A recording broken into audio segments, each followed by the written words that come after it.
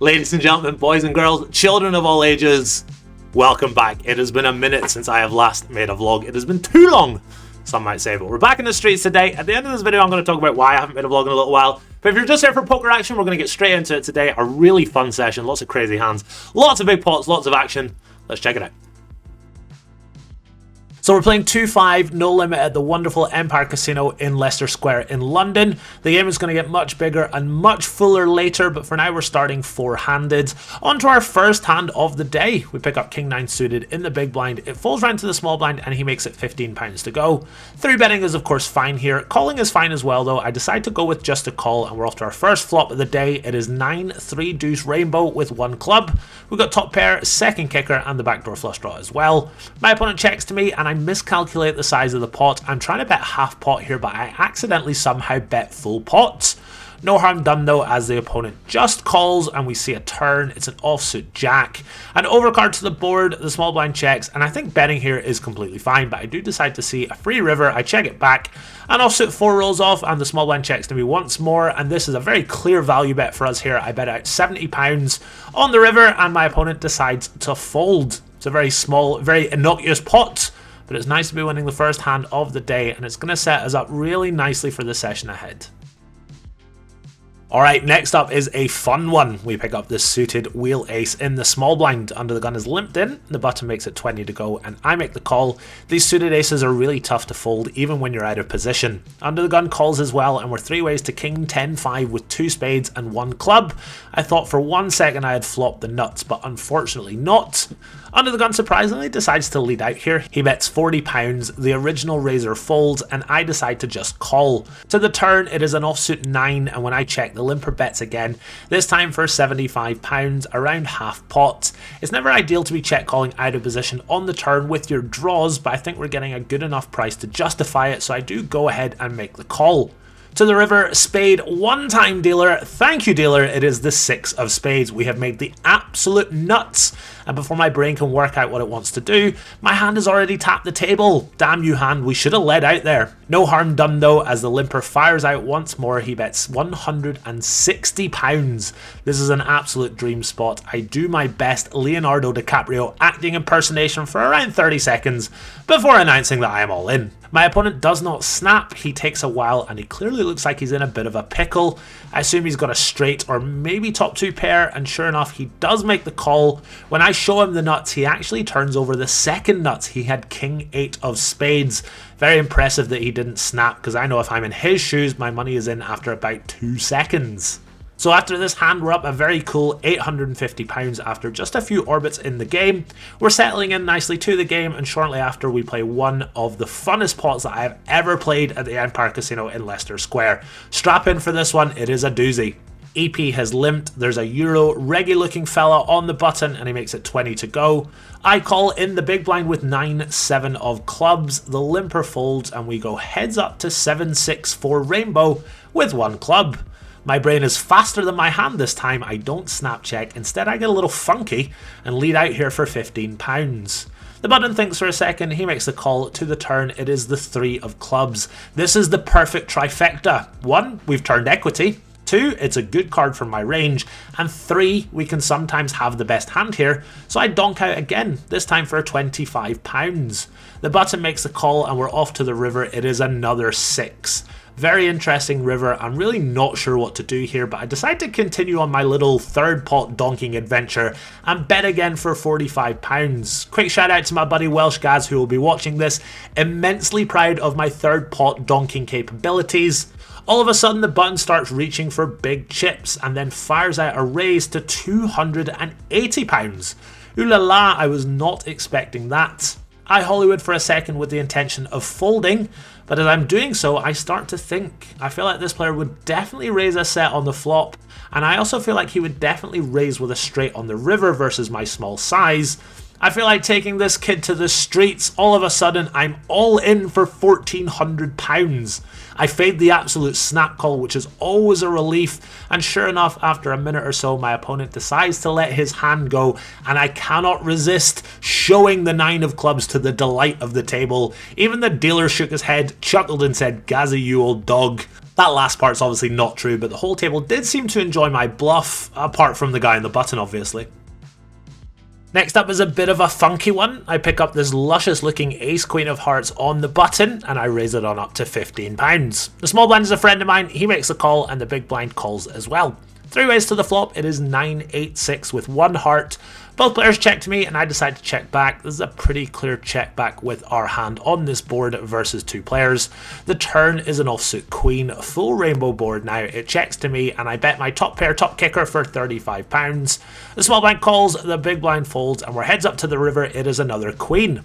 We have backdoored our way into 3 of a kind. Really easy bet here of course for us. I bet £80 and after a few seconds the small blind pops it on up to £380. Really not a great spot out of nowhere. It's tough to find bluffs here for the small blind. Maybe some 9-8 suited or 8-7 suited type hands, but that's about it. On the other hand, he's my friend and I absolutely do not want to fold here and have him roll over a bluff. So I do decide to just go ahead and make the call and he rolls over Jack 10 offsuit for the turn straight. I didn't factor in the pain of paying off my friend into the equation, and let me tell you, it stings just as much. But we're forgetting all about that when we pick up these lovely looking pocket aces just a few minutes later. There's been a couple of limps, I make it £30 to go, and then the first limper decides to make it £95. In the UK we call this the Birmingham back raise, and I've got aces. I'm absolutely delighted to see it. We're about £2,200 deep at this point, and I am of course re-raising, but I don't want to go too small here. I want to commit my opponent after the flop for all his chips if I can, especially when he's clearly holding a strong hand. So I raise to £355. We won't be playing for it all after the flop however, as my opponent decides to just rip it all in. What? To be honest, it's a little bit of a disappointment to see this. Under the Gun is playing pretty solid, but he's also quite tight overall, and I don't think he's ever going to do this with just kings or ace-king. And sure enough, when I call, it is the anticlimactic all-in pre-flop with aces versus aces. Come on, I want pain here, I want pain. That 2 of diamonds in the window is not what we wanted to see. Oh, Just draw these. that's really boring. Can you run it until someone wins? Run it twice. But thankfully for us, there's absolutely no carnage behind it and we'll be chopping up the big blind's money. That particular player was a little on the tighter side, but the game overall was really good. Lots of action, big pots, kind of what you want to see in a live poker game. And one of the things that really drives the action is the 6-5 suited promo, where if you have 6-5 suited and you win the pot, you pay no rake until someone else at the table wins with it. So it's worth a lot of money overall. It really helps drive the action, and we'll pick up this hand on the flop due to some technical difficulties. I have 6-5 of diamonds, the straddle is on, and I have raised from the £5 blind to £30. My pal calls in the straddle, and after I see bet £25 on Jack 7-6, he makes it 85 to go. I'm not going anywhere, I make the call, really wanting to win that rake free card. No help on the turn, it's an offsuit deuce, and when I check, my opponent fires out £200. I've seen many a man fall onto their own 6-5 suited sword in the past, and determined not to be one of them, I make a very disciplined laydown. I ask my buddy to show me a bluff, being pretty confident that he had me beat, and he shows me 5-4 offsuit. I'm paying him off when he has it, and I'm folding when he doesn't have it. I really need to get my head in the game here versus this guy, and it's not long until we're involved in the same hand again. The big blind is raised to £40, I am in the £10 straddle and call with Queen 9 offsuit, and the £20 straddler calls as well. We're 3 ways to the flop, it is King 10 deuce with 2 diamonds. The pre-flop raiser bets £40, I've got a gut shot, so obviously I'm not going anywhere, and the £20 straddle calls as well. 3 ways to the turn, it is an offsuit 9, we have made third pair. The raiser checks, I check, and the double straddle decides to take a stab here. He bets £155. The small blind makes a very quick call, and I've got blockers for days. I block Queen Jack, I block turn sets, I block turn 2 pairs, and I've also had about 7 vodka and cokes at this point, so I pop it on up to £480. The check raise into 2 players looks absolutely nutted. The player to my left calls, the player to my right folds. The river is another 10, and I really like my turn play here, but I think I should check and then call the river versus a bet instead of shoving myself.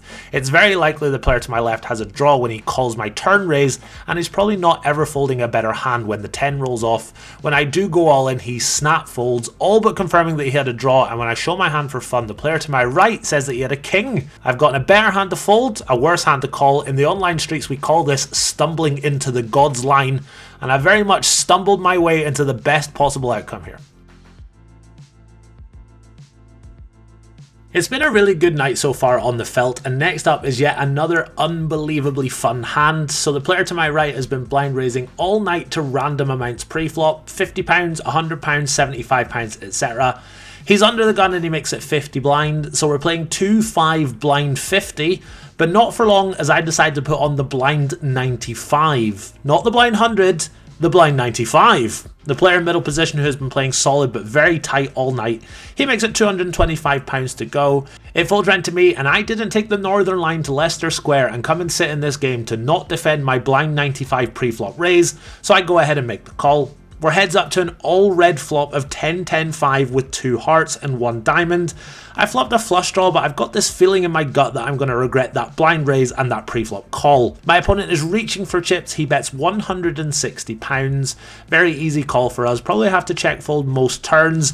Not that turn though, it is the deuce of hearts. I'm absolutely delighted I've made a flush in this ridiculously bloated pot, and I fully expect this player to check very often here, but he decides to reach for chips again. This time he bets £375 versus most players I would be jumping for joy in this spot, but remember this guy has been playing really solid but really tight all night. I'm not exactly loving life, but we of course go ahead and make the call. We're praying for a clean river, and thankfully for us we get an absolute brick. It is an offsuit 3, no 4th flush, no double paired board. I check again and my opponent goes into the tank.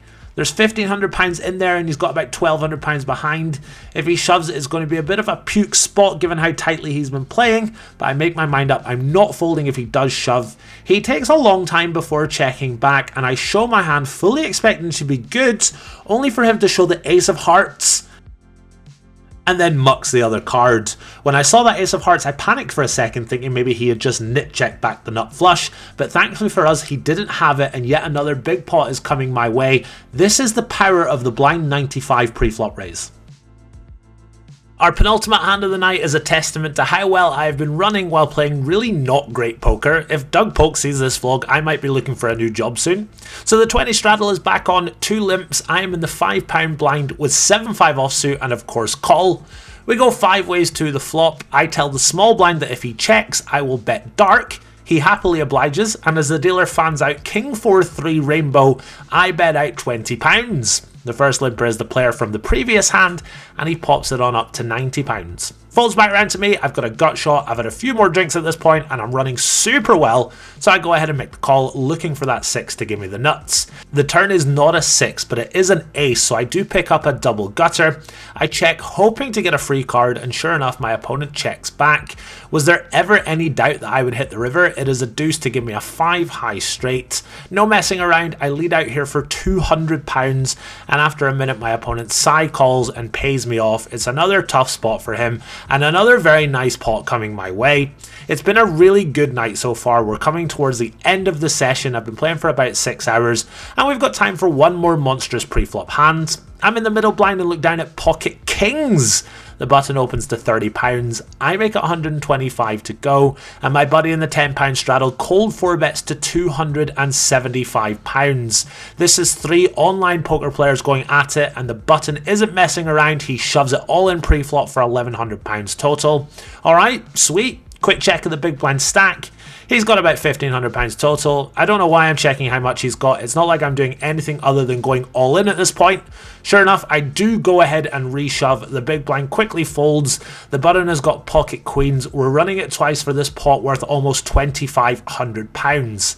In the interest of respecting the privacy of the players at the table, I'm not going to play the audio for this all-in pot, but for some reason the entire table was screaming for a queen. Given how I've been running throughout the night, however, I was absolutely certain no queen was coming, and sure enough we scoop both runouts very easily for yet another huge pot. Why can't poker always be this easy? In my final hand of the night, I cold 4-bet from the big blind to £375 with ace queen offsuit. The button calls with ace jack, he spikes a jack and wins that pot. No harm done, however, I head to the cashier, racking up my chips and cashing out for £4,100 profit. One unbelievable night. I've run really well. I haven't played my best, but I've had a great time in the process. Really enjoyed it. Really hope you guys have enjoyed the show. Woo, that was fun. I played really poor. Really loose, won all the money, won £4,100. Absolutely delighted with that. Two things to talk about. Firstly, that game is hopefully going to run every week, so I can make a vlog playing 2-5. If anybody wants to play 2-5, 5-10, 10-25, follow me on Instagram at GazzaB123. I'll put a post up well in advance as to when we're going to try and get the game going. And if you guys are interested in playing, you can message me, you can get in the game, you can try and bluff me and get your hand on the vlog, all that great stuff. So yeah, please do go ahead and let me know if you want to play. Secondly, I haven't released any content in a few months. I kind of burned myself out from the YouTube grind. And then I went to LA, I recorded a bunch of footage. I had an external hard drive with like 30 sessions on it, and I was going to come home and edit them, and I had like notes and outros on my phone and stuff like that. And then I dropped the hard drive, and the hard drive broke. So that was like 5 weeks of grinding in LA with amazing content just in the fucking bin. So I completely lost my motivation for it. Took a couple of months off. I am back now though. I am back to releasing content. I have a bet. I bet $2,000 on myself that I could hit 1 million subs on YouTube before Brad Owen does.